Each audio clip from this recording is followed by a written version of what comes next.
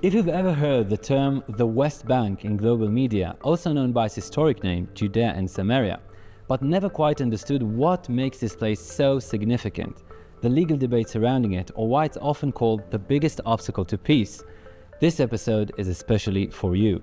I'm Matan Hasidim, and today we're unpacking one of the most contested regions in the world, a place everyone talks about, but few truly understand.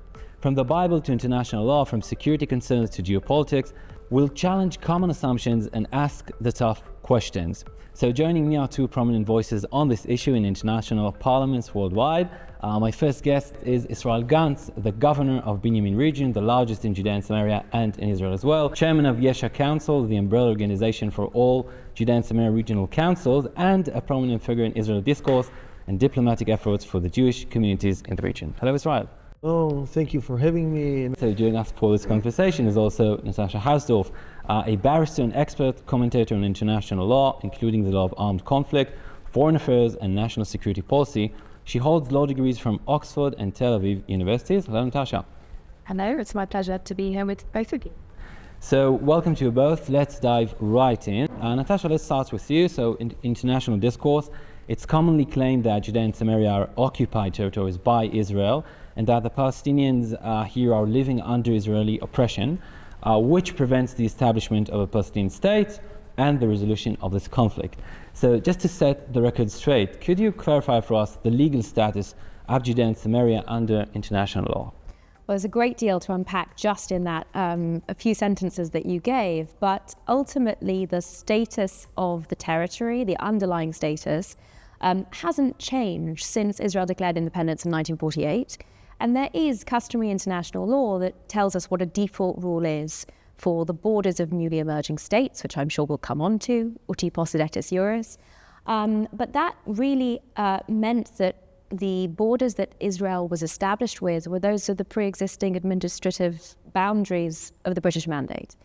And then since we haven't had anything to change the status, the underlying status of the territory, what we have had, of course, is the introduction of a Palestinian autonomy here in areas A and B through the Oslo Accords. And that came off the back of a temporary administration that Israel instituted in 1967 when it recovered that territory.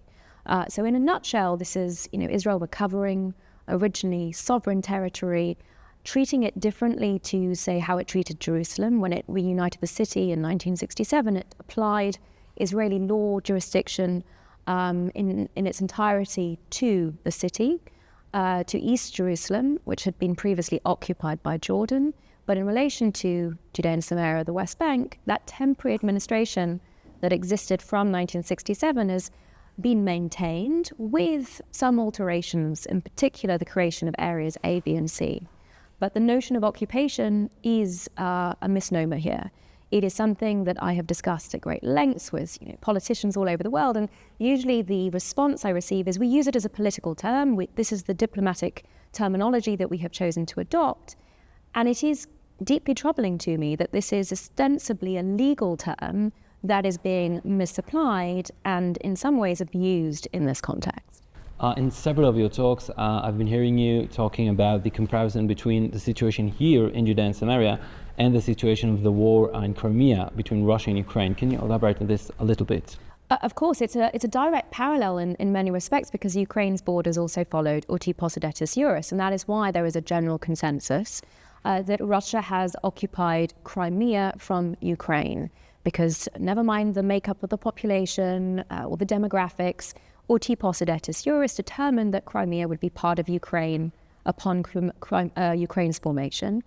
But if in the current war, Ukraine were in a position to recover Crimea from Russia, in the same way that Israel recovered Judea and Samaria and East Jerusalem from Jordan in 1967, I can't imagine anyone claiming that Ukraine were occupying Crimea from Russia. And we need to be very careful about calling out these blatant double standards or even inversions of international law, because you cannot have general universal international law and an exception for a country you don't like very much or you have some sort of political or ideological opposition to. That's not how any respectable legal system can work. So follow up this, there are also the apartheid claims often made against Israel's presence in Judea and Samaria, which may be influenced in part by the attitude of international legal institutions towards Israel. So what is the actual legal status of the Palestinian population in Judea and Samaria? Well, they have an autonomy, they have self-governance, they are supposed to be voting for their representatives. This is not something, unfortunately, that Israel, or fortunately, depends what side of the political divide you're on, it is able to influence. Okay, so Israel, turning to you now, you heard Natasha on the legal status of the land. From your perspective, where does the Jewish right to live here comes from? So we have to start with the place that we're sitting right now. Here it's called Ma'avar Michmash. Most of the biblical stories happen here in Judea and Samaria. You can find our footsteps of our forefathers, and you know, any top hill that you arrive, any path that you walk through, you find where I live. I have an ancient Jewish mikveh, water that the people go, they went to the water on their way to the temple, and our rights here, for me, started when God led us here into the state of Israel. We went for a long exile, we came back, and we went for exile again, and we came back, and we're coming back. And after exile, we all know about the decision that gave the Israeli the right to build a state here in the state of Israel. And we all know that we had been attacked in the Six-Day War. So our roots In 1967, in right? 1967, yeah. So our roots started here thousands of years ago. We are the only Jewish state over the globus, over the world. And I want to tell you, I host here many guests from all over the world. You know, when they see signs for our history, like Pater Richard, holy places, they will understand. You can see our roots here, historical roots here in Judea and Samaria. So for us, it's an equation. We came here and we're here to stay. Right, so just following this, how do you respond to the argument that, you know, we can hear a lot of, that says something like, okay, I respect history. Many nations have historical rights to various places, but history is history, and in the end, there are Palestinians living here, and we must confront this reality, something like this. So we have to divide between the law and between the facts that we have here. So if you ask me about our roots, I think I told you about our roots, and more of that, we're not talking about people. Today, you know, you don't ask me about the people that live here, that they can live here. Today, you ask me who will govern this area, who will lead this area, and it's a different question. You know, I can be Israeli, I can live all over the state, but I will not have my own state. I will be hosted by people there. Now, this state was called Palestine when my grandmother had their first ID. It was she's Israeli, and the Israeli printed Palestina. It's. I think I've heard Natasha several times talks about her grandmother as a My Palestinian. grandparents have both had Palestinian IDs, but it's important to make a distinction between the name given to the British Mandate and what is often discussed as a proposed future state of Palestine. They are not the same thing. There never was a Palestinian state, but this is key to the sort of rewriting of history and these alternative narratives that are given rise to because of the language that's deployed. So they were really saying, Natasha, she's so right, because they use a term that was before. Look, before 67, before the 1967, the Six-Day War, there's no Palestine here. You can Google it. You will find Jordan here in Judea and Samaria.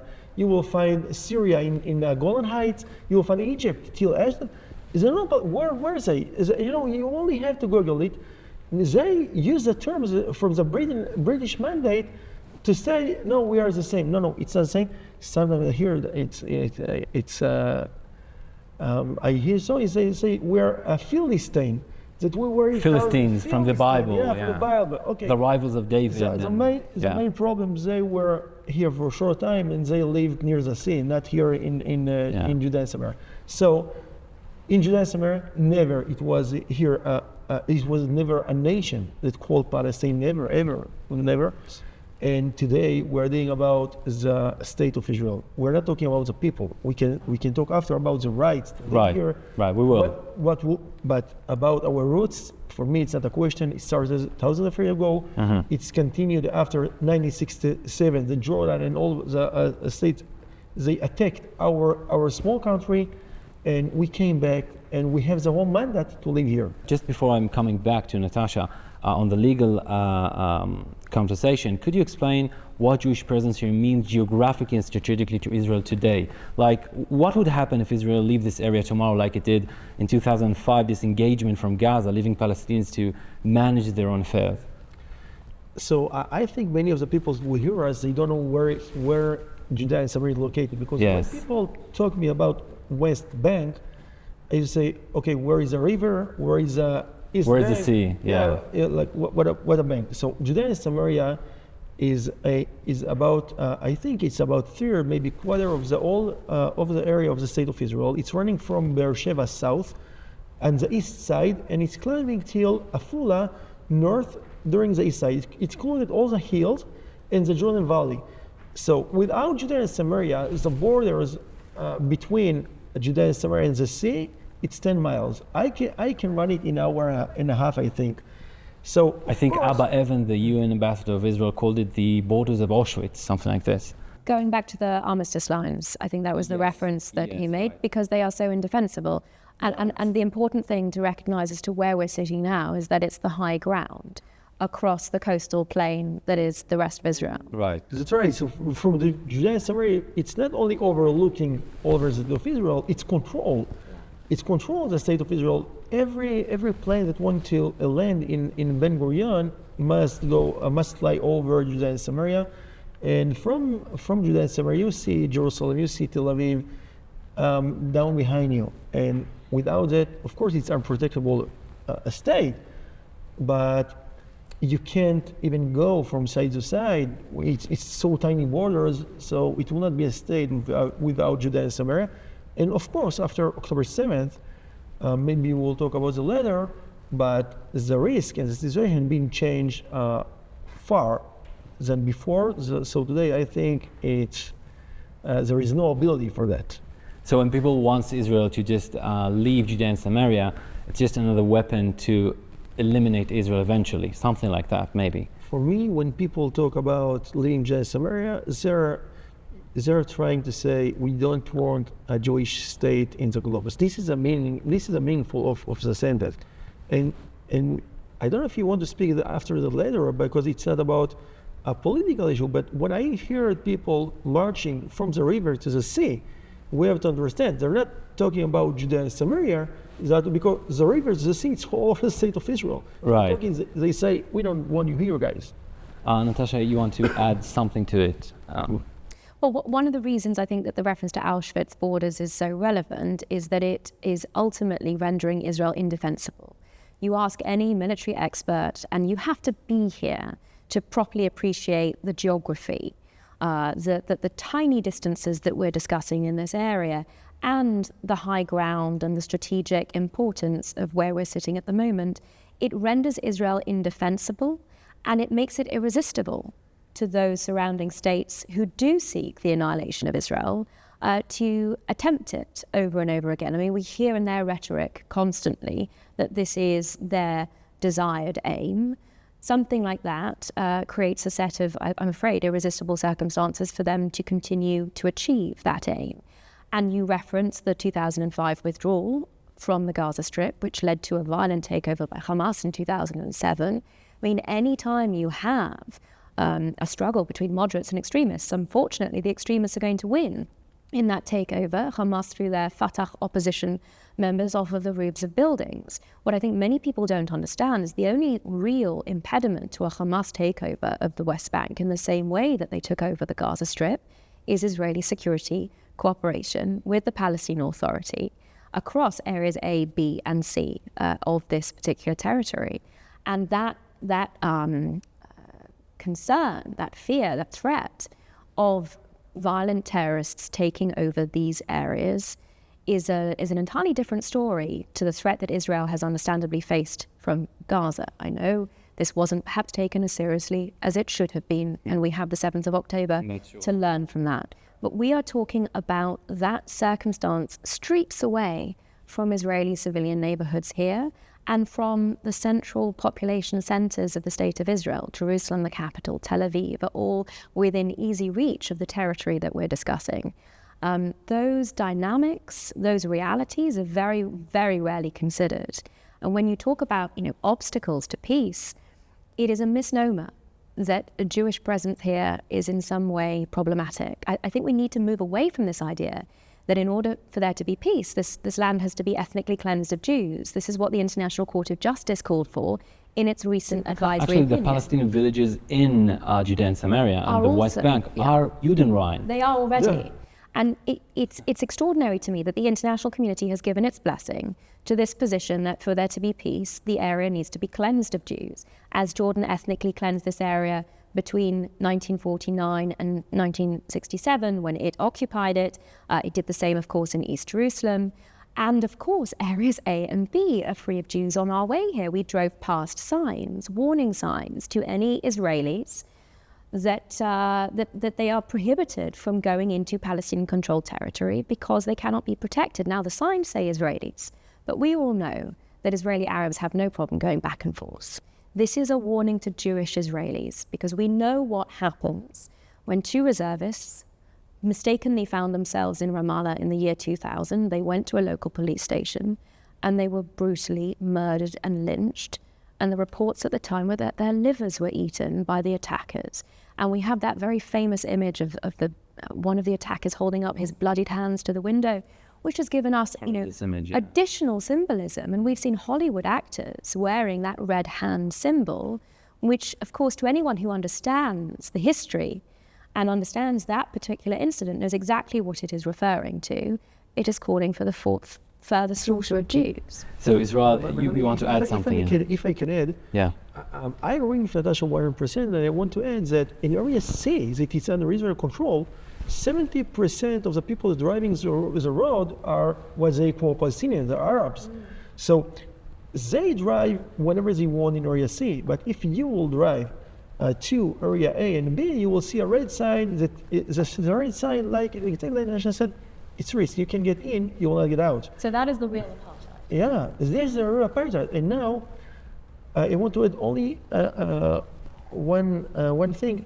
Today we have about 550,000 Jews in Judea and Samaria.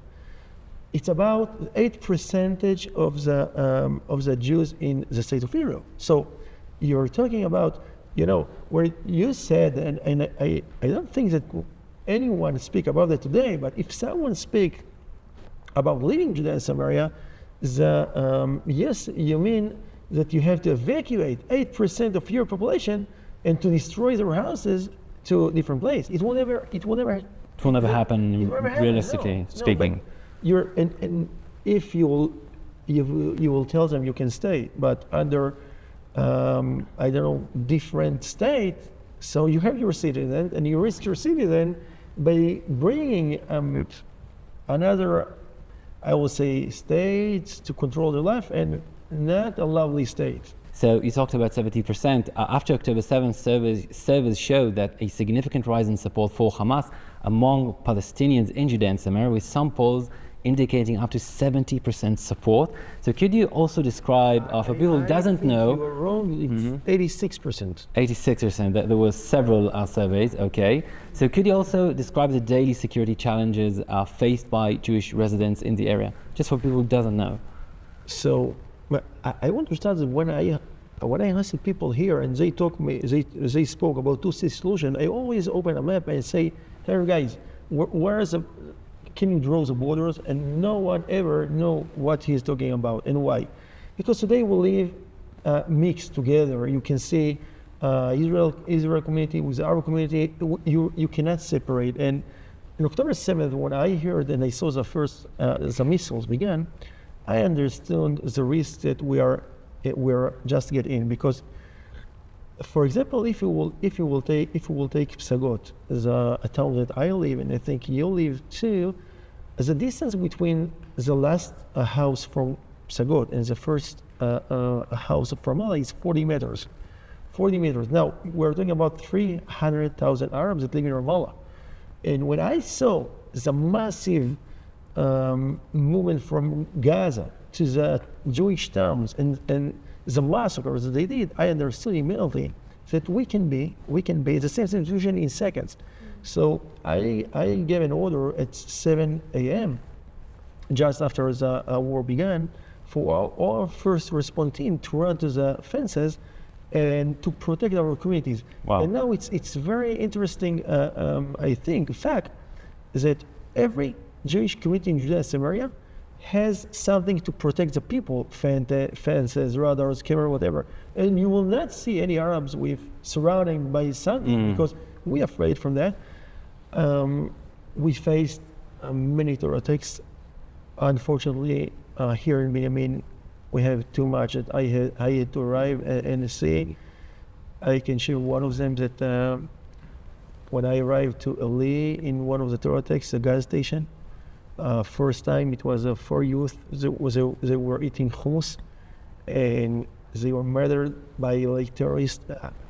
We can't understand how cruel can it be, but. And after 8 months, it was a second terror attack in the same place. And when I arrived, I saw one of my friends. He bought my own house, and I bought him. We changed houses. I want him bleeding on the floor. And I had to manage the situation to understand that there are no more terrorists to protect the communities. Till today, we're talking. Last week, I spoke with the Major General of Central Command. He came to my office, and he reported me that till today the army killed in Judea and Samaria 1,300 terrorists in terror attacks. 1,300 Yes. that attacked people, and the army blocked them and arrested more than 15,000 terrorists. It's a huge amount. And I saw by my eyes, I saw them marching and screaming, "Let's kill the Jews, the murder." We saw, we heard, and we have many videos. We hear the mosque screaming. Now it's our time. Let's go, because they get a motivation from Hamas in Gaza. Fortunately, we can hear something like that in elite universities in Europe and the UK. So to Natasha, just a small question. You explained earlier why, so it's not an occupied territory and the principle of occupus iuris and all this. So why is Judea and Samaria still widely labeled as occupied or disputed? Are legal experts simply unaware of this? It's a good question. Look, I think ultimately there is a political agenda here. And this is a world, the international legal practice is intimately connected with the legal academy. And there has been a concerted effort, I think, for many decades to influence the legal academy, and we have seen the sort of weaponization of international law as a result. And you have legal terminology that is being inverted. You know, occupation is one example, but you also have ethnic cleansing, colonialism, apartheid, as you mentioned, genocide. Now, all of these terms have been entirely inverted. People talk about, you know, anti-Semitism as essentially projection of one's own sin onto the Jews. And here we're seeing a slightly different manifestation of it. I think it's blaming the Jews for the crimes that have been committed against them. So, you know, Jordan's occupation of Judea and Samaria and East Jerusalem. We have, you know, the ethnic cleansing of the Jews that occurred up until 1967. Of course, there was ethnic cleansing of Jews from the surrounding Arab world. We have the colonialism, essentially, which manifested itself in the British Mandate before the establishment of the State of Israel. You have the real apartheid that we have discussed. All of these phrases have essentially been inverted and weaponized to seek to attack the Jew among the nations. So I do see there being a clear, you know, political agenda. In terms specifically of uti possidetis iuris, I mean, I've discussed this for the better part of a decade with many academics, and I have yet to hear a sensible explanation as to why it wouldn't apply to Israel. Don't forget, this is a default rule that applies universally wherever there is no agreement to the contrary. And so far, the arguments I have had presented to me concern the partition resolution of 1947, which is, of course, a General Assembly resolution. It is not legally binding. It is a political resolution. It was never implemented. So unlike partition, for example, in India, Pakistan, which was followed through, we don't have anything to follow through. The Jewish Yishuv accepted it, but the Arabs rejected it and launched a war of annihilation. So all we have to fall back on in this case is Israel's declaration of independence in 1948. There's no mention of borders there. The only reference is to Eretz Yisrael. And in fact, there are multiple pillars that the founders of the State of Israel based their Declaration of Independence on. One was the presence of the Jewish people here for millennia, and the Jewish tradition and the biblical heartland of the Jewish people. I'm not religious. I certainly respect all perspectives on this. I look at it purely from an international law perspective, and international law is clear in this regard. Absent any agreement to the contrary, the default rule that the administrative lines are inherited by the new emerging state is something that's impossible to displace here.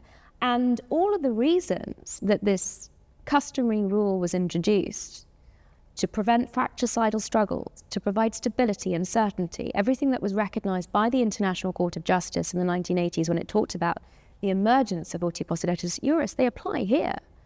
And it's the attempt to erase the proper application of international law here, which has led to all of this strife, uncertainty, and unfortunately the perpetuation of the conflict. Small question about this, a fundamental question on Israel's advocacy. So given that many of our allies, especially in evangelical Christian circles in the United States, the Arab countries like UAE, even India, are essentially religious and increasingly view international law with skepticism like Israel, should Israel adopt more religious claims for its right to Judea and Samaria, like you've heard Israel does, or would this risk alienating secular audiences like in Britain or Western Europe? I don't see them as mutually exclusive, frankly. And I think we need to draw a very clear distinction between real international law and imagined, misrepresented, weaponized international law. Israel is not in breach of international law here. On the contrary, international law militates very strongly for, the logical outcome, the practical, solution. And it's important that we're clear on its application as a starting point. I mean, it has been recognized by, all sectors of Israeli society that ultimately there will have to be some political resolution here. Ideally, that comes from bilateral or multilateral negotiations. It's very difficult to negotiate with people who simply seek your demise, but we hope at one point that if you deal with the real root causes of this conflict, indoctrination to terror, incentivization to terror, ultimately you may come to a point where negotiation to some political resolution is possible, but that can only be done on the basis of real history, real international law, and an acceptance and acknowledgement of the realities, not an inversion of international law and a false narrative, which I think it's important to have opportunities like this to really break down where the notion of exclusively Arab Palestinian national identity came from. If there are those Arabs living here that wish to identify as that today, they should have every opportunity and right to do so. But that does not afford an opportunity to rewrite history. Let's talk. You had something to add, Israel. Yeah. I think one more thing, that if you will drive and you will have Jordan and Lebanon, you will find a refugees camp that's called Palestinians. So they keep a refugees down without giving them a citizenship, part of their from since 48, from 67. Now they live there and they're not here. And where they are talking about the rights to come back, they're trying to solve their political issue there by using the situation here to solve their problem. There is no other reason for the fact that they don't give them citizenship. They live there for decades. Right. And one more thing about the international law. Everyone has to respect the international law. Last Thursday, I drive in Binyamin and I saw a small Arab trailer neighborhood that I didn't know before. I stopped there, new trailers, illegally building my area in Area C. And what amazed me was, and I can show you here if you want right now as a picture in my cell phone, it's a big sign. It's donated by Belgium, British, like it's illegally built in Area C. And you put your sign, we put it here. So I can't understand that. And I think that when we are talking about international law, we have to respect it even today. As international law, you're not allowed to build illegally even though they think that something wrong, but you cannot act in Democrat state illegally.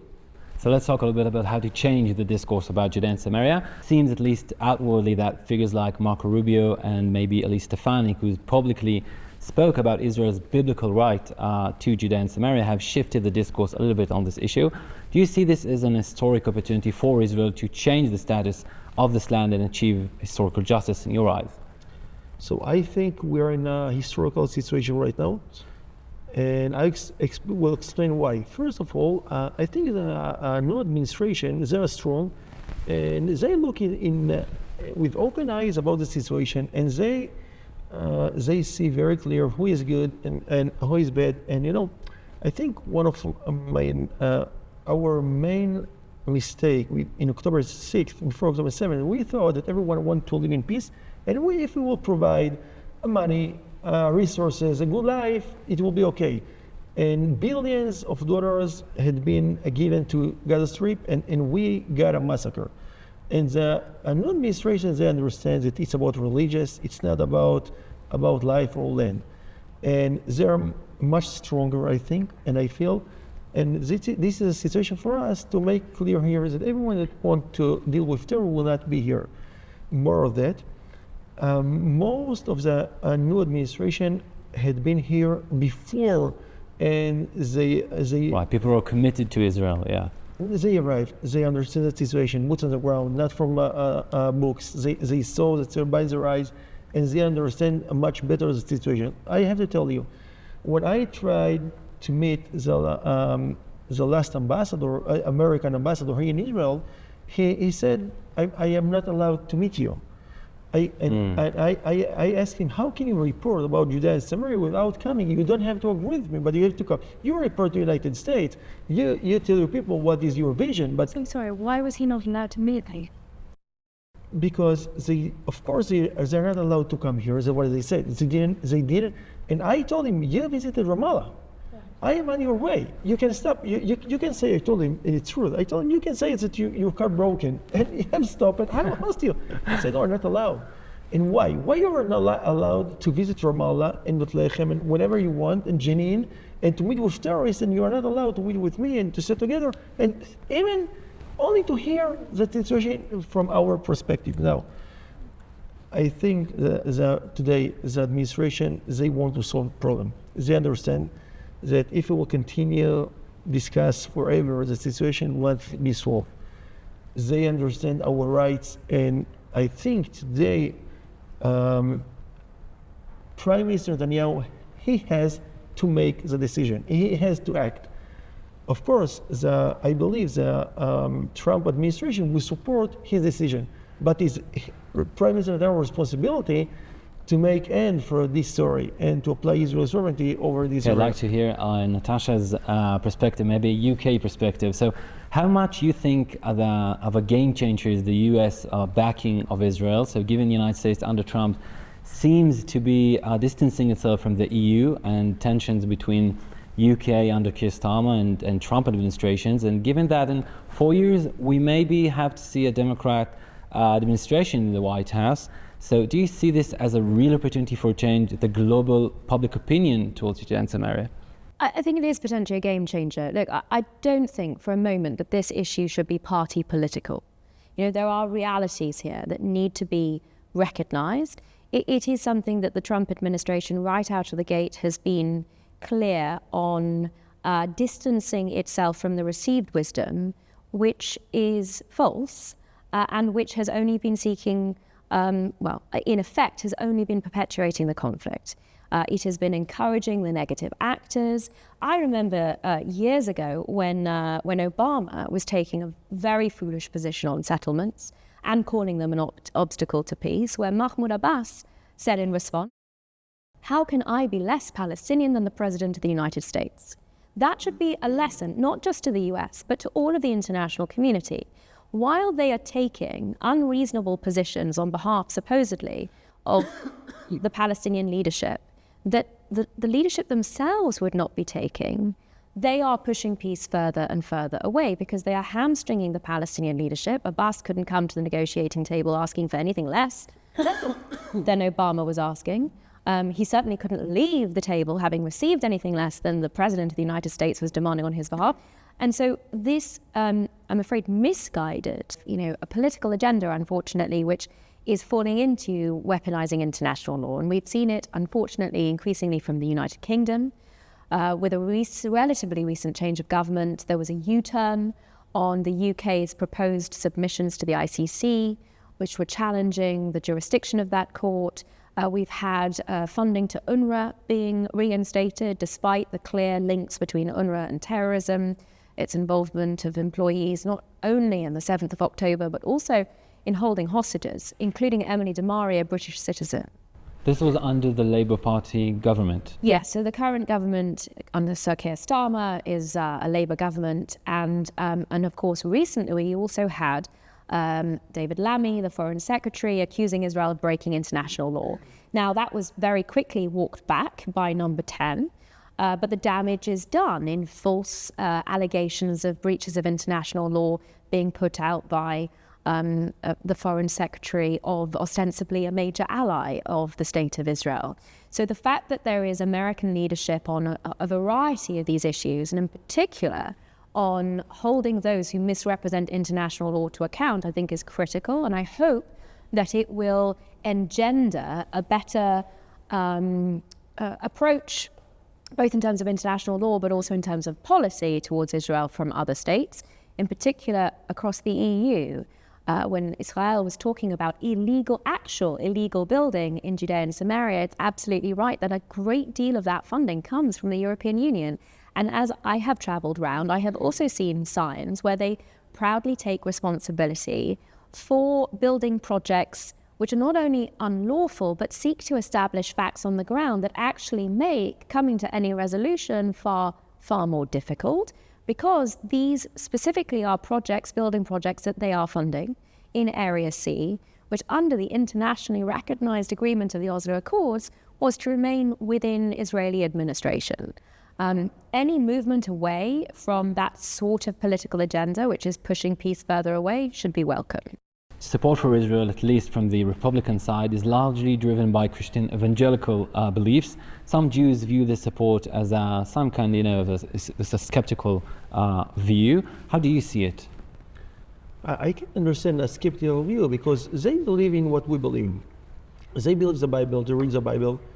And in a religious perspective, everyone that opens the Bible, the truth is very clear. They understand, I used to use this term, Jews belonging in Judea. And it's very simple. When you open the Bible, you see Judea, you see Samaria, you read about the Jews.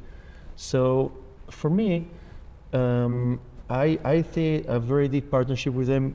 We share the same belief in many issues. And of course, here in the State of Israel, the facts for them are very clear that we are here, we came after exile, and they know exactly as a history. I think what Natasha said, it's not only because of religious side, because of religious, they know the history. And the historical side, for me, it's going with the religious perspective. Yeah.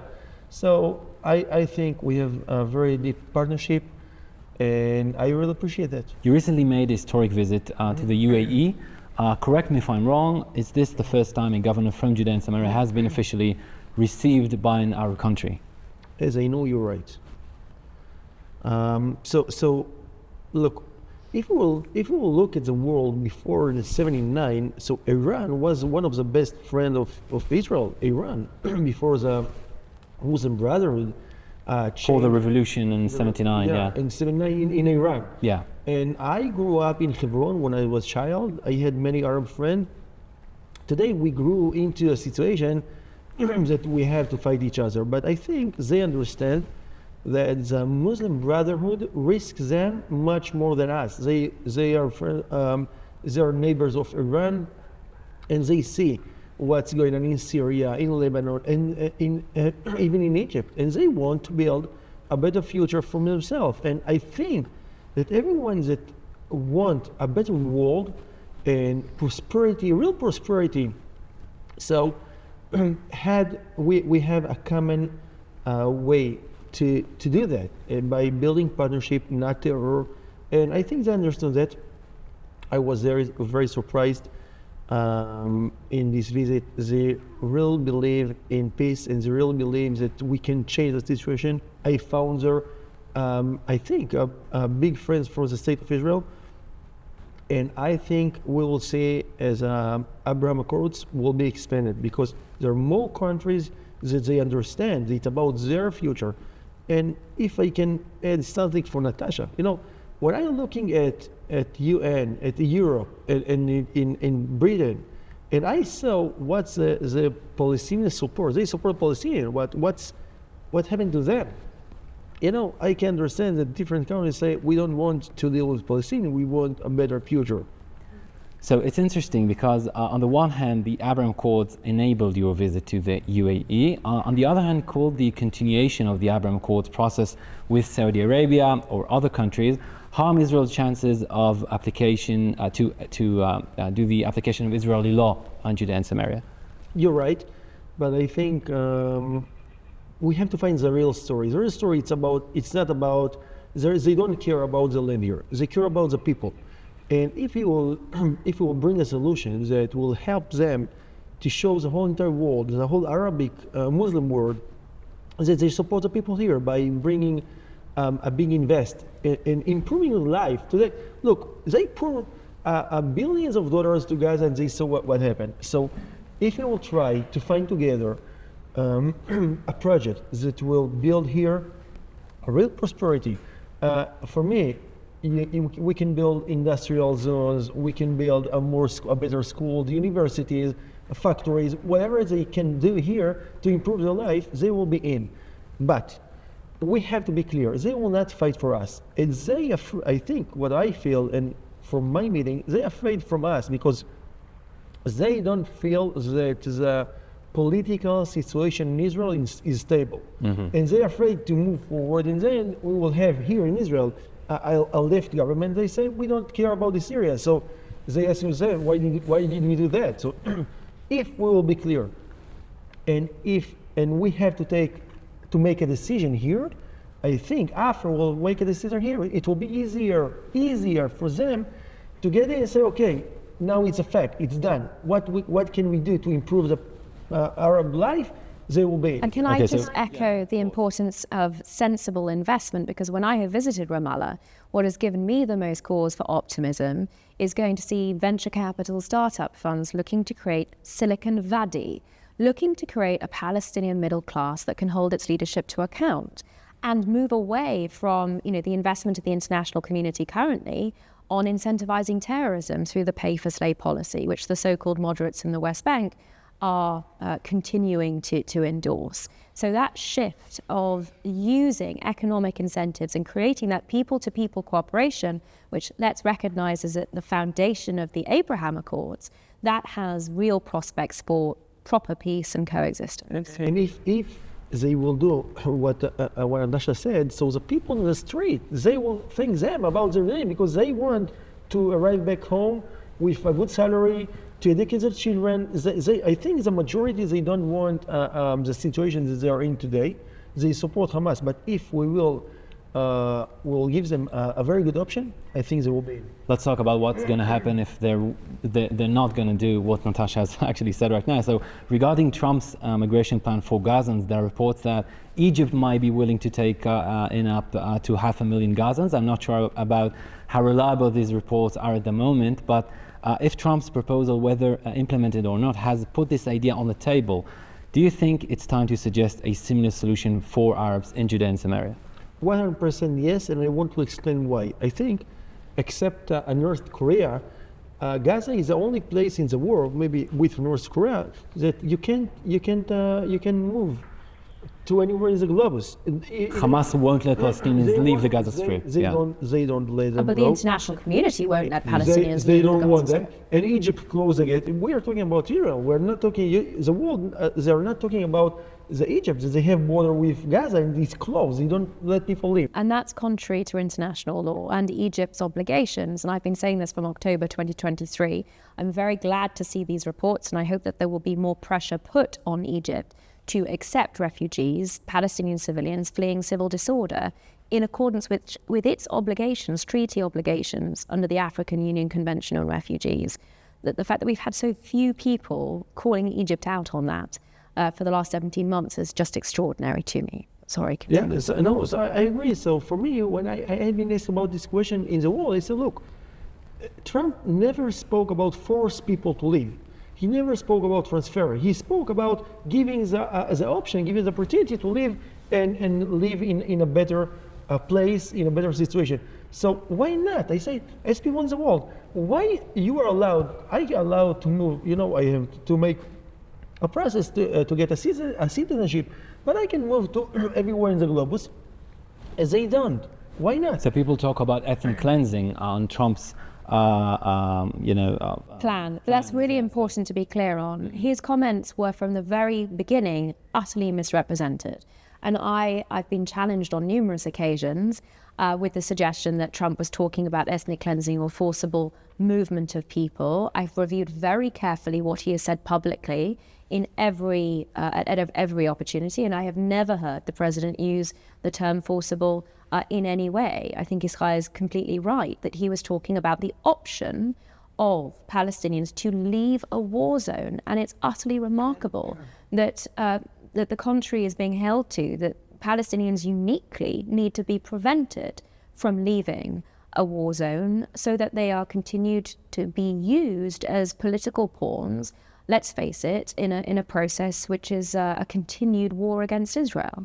We've heard Israel, I think he tears a mask over the faces of the people. They say they care about the people in Gaza, because if you care about them, give them the opportunity, they have to choose. But if they want to leave and you don't let them leave, so you don't care about them, you care to build a bomb here that will explode here at the next time again.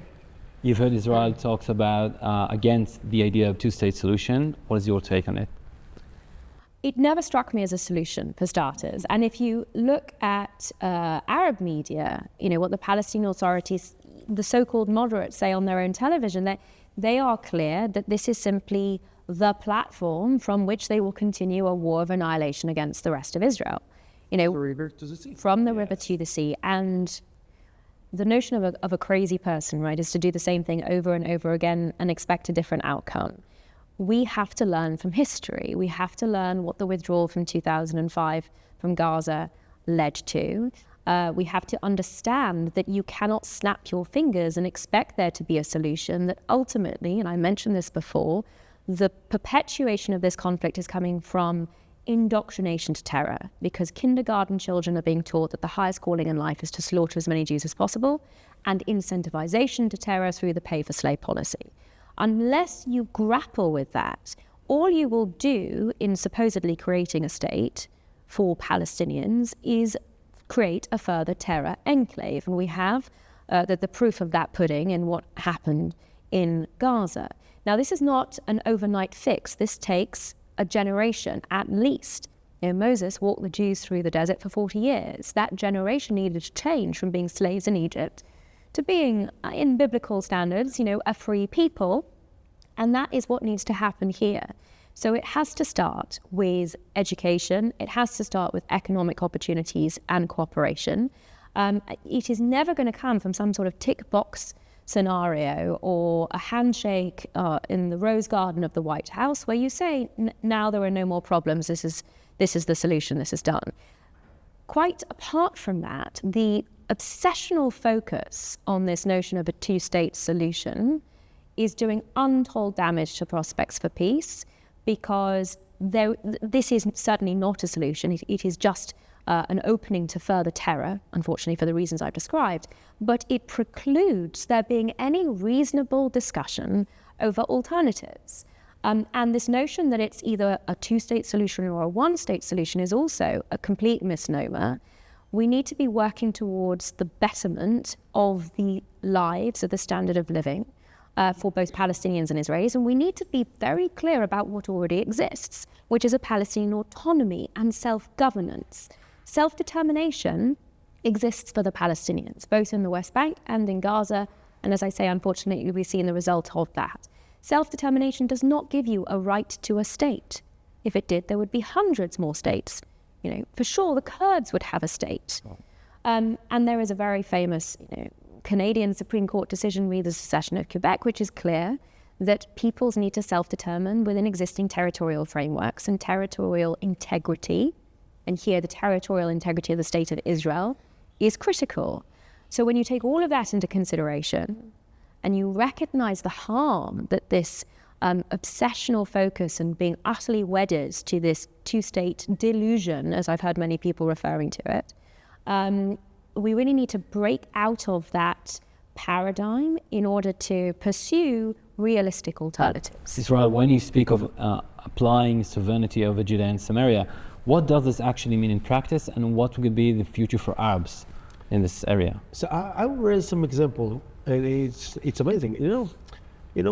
If you want to buy a land here, where we're sitting, you are not allowed, because the Jordan law is applied here, and according to the Jordan law, only Jordanians can buy a land here. So Israeli or Jews cannot, maybe if they're Jordan citizens, as only Jordan citizens can buy a land here. So of course it's influenced market housing, because you don't have enough land. And when I go to Prime Minister and the Minister, I want them to invest here in infrastructure, expanding road, electricity system, whatever. So they ask themselves, hey, why don't we be here? We have to invest more, because if it were not ours, should we invest here? And more of it. Maybe they say we want to invest, but they're not must invest. And when it's yours, so you have to take a responsibility. And I used to say, everyone here, that applying Israeli law here, it will bring a better life for everyone here, and also for the Arab, because the state of Israel will must expand the road, invest in industrial zone, right, invest in all a health system. So everyone that share this place will have a better life here. So for me, it's arrived to every personal life. I can bring hundreds of examples, and it doesn't matter who live here, Arabs or Israeli. It will be better for everyone. I want to add one more thing that it's very important. Terror has a home. They think that by terror they will remove us from here. Applying the Israeli law will say very loud and clear for everyone here, we're here for stay. You don't have any reason to use a terror. I believe that if it will be here a Palestinian state, it will risk all the state of Israel. Applying the Israeli law will prevent this risk. And I think that if we will apply Israel law, we will see here less terror than we have today.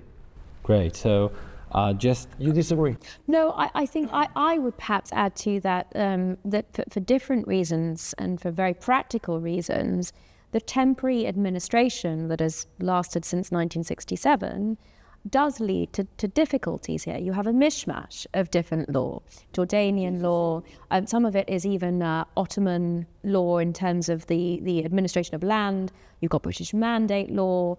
Then on top of that, this temporary administration that Israel has instituted, and it is desperately confusing, but it's also very problematic practically for the everyday life, Jews and Arabs living in this territory. So there is every argument for the regularization of the situation with the application of Israeli civil law to Area C, which is, of course, envisaged through the Oslo Accords as remaining within Israeli administration. There shouldn't be anything controversial about that. And yet, when we saw a previous government institute these proposals, it was immediately misrepresented. The word annexation was falsely used with respect to these proposals.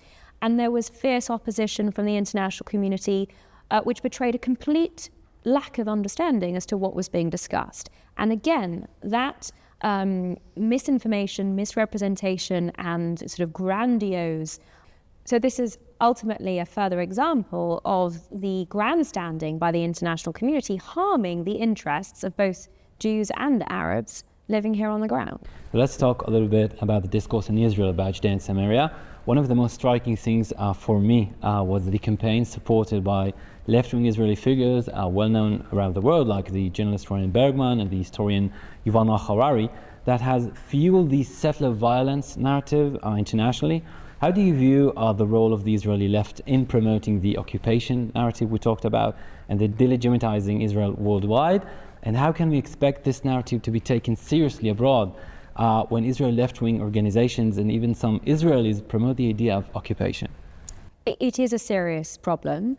I don't think it's the preserve of the left. Unfortunately, language is very sloppily used across the political spectrum, and that fuels a great deal of the misinformation on these issues. And it presents ultimately that the biggest obstacle to ensuring that the international community is disabused of these falsehoods and is presented with the reality on the situation, because frequently the refrain will be, well, Jews tell me otherwise, or Israelis tell me otherwise. Ultimately, you debated Gideon Levy, actually. Is a perfect example of this. Yeah. But Gideon actually accepted, I think in the course of that debate, when Douglas put this to him, that you could fit the people who agree with him in Israel into a phone booth. So he is an extremist, and he recognizes that, at least he has that degree of introspection. But the real issue is sticking to, the realities of the situation. I do ultimately believe, despite this misinformation, that the truth will out. And I think the best way of explaining the situation is bringing people here, because when you are on the ground and you are discussing these issues with the communities who are living this day in, day out, and you are also traveling around to understand the geography of these fraught issues, then I think you realize that the narrative that is being sold, especially by the intellectual elites here, is unfortunately extremely misguided. Again, the perspective of the outsider, how did the rising tension in Israeli society over the judicial system, the debate over the government's legitimacy now, come across to the outside world, do you think? Oh, extremely badly. And it has damaged Israel's reputation internationally hugely. Again, unfortunately, this is, to my mind, as someone who has followed the debate around the need for judicial reform for some years, I'd say the better part of a decade. Also recognizing that there was broad political consensus before the last election about what reforms were necessary, seeing that debate be hijacked in such a fashion and used not just by Israel's detractors, but I think also those who were swept up in this, essentially to badmouth Israel abroad and propagate and perpetuate those sorts of misrepresentations about it, is extremely distressing. Especially for those of us that understand the realities behind the proposals. And everything we've seen over the last 17 months of the unity that these horrific circumstances have engendered, I hope will continue. I know many people are suggesting that the divisions are poised to return, but one can only hope in these sorts of circumstances, I think. So let's end with a hope. With Passover approaching, holiday of freedom and the journey to the promised land, as Natasha said, how do you see the future of Judea and Samaria in the coming years, and maybe how to change discourse about Judea and Samaria? So we're working hard to use the situation that we have today as opportunity we have today to apply the Israeli law over this area. I really hope that we will see it. And I know that we have very strong friends overseas that will support our work doing, and President Trump himself spoke about that. And I'm a believer, and I believe in good. And today we're facing very challenging time and a situation. We're in a war. My children, my family, they're all fighting. My resident, but as a believer, I see the good. And I see the full size of the water with the cup, and I see we will have a very good future. And I hope we'll sit here next year, and we'll speak about the future. But it will not be sovereignty. It will be it's the next step. I don't know what it will be. It will be much better. So I would like to end this conversation on Judea and Samaria with the quote of a 19th century French writer and thinker, René de Chateaubriand. Visited desolate Jerusalem during his journey through the Middle East, and after seeing the Jews there, he wrote with astonishment these words: "These people have seen Jerusalem destroyed 17 times, yet nothing can discourage them from raising their eyes to Zion. If there is anything among the nations marked with the stamp of the miraculous, this is that miracle." end quote.